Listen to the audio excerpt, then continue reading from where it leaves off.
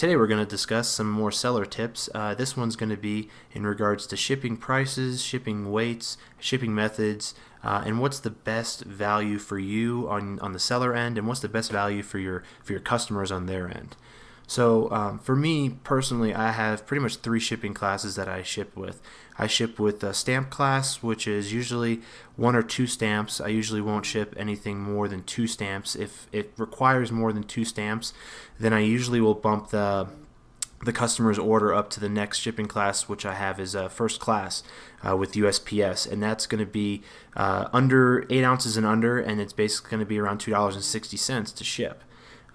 So basically anything that's more than 2 stamps or weighs less than 8 ounces is going to get mailed with this method, which is going to be just a standard first class shipment with tracking through USPS. Now if I have something that weighs more than 8 ounces up to a pound, you could still get away with shipping it first class, like if you're, or medium mail if it happens to be a book, but usually if it's over 8 ounces, I tend to bump up the customers to priority mail shipping, depending on how large the item is. If it's a flat rate envelope type of item, then I would do it that way. If it's a flat rate box, then I would do it that way. But I tend to, usually most of my orders primarily fall in within those 3 categories. So normally my orders are shipped for around $2.60. That's my preferred discount through eBay Seller and my eBay store. So anything that ships up to 8 ounces gets shipped for $2.60 flat rate. Whether it's 2 ounces, 3 ounces, or 8 ounces, it's still going to ship for $2.60.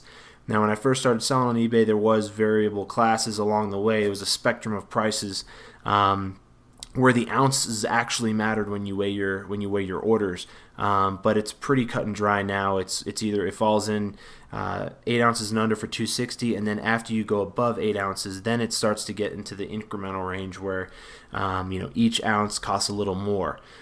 So it is kind of nice though that there is one just flat fee up to 8 ounces, because that's probably the most common spectrum I see for my own orders.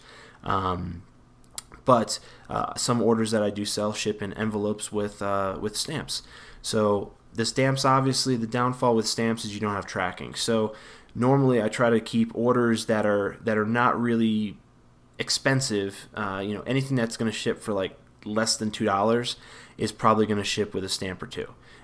If it's worth more than, let's say, $3.50, then it's probably, or even $3.25, you could actually print out a shipping label and still make some money on it, even if it's a few cents, and still be able to cover your fees, depending on the market price of what you're selling.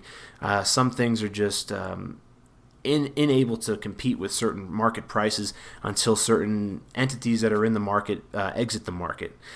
Some things you might have that might be worth, let's say you pay $1 for a pocket knife, it costs $2.60 to ship said pocket knife, and you have various competitors that are selling the exact same model knife for, let's say, $3.24.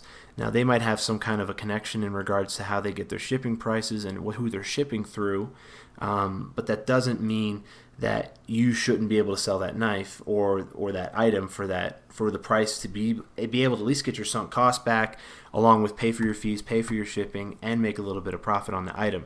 My suggestion to that would be to hold on to the item for a little bit and wait for some people to exit the market.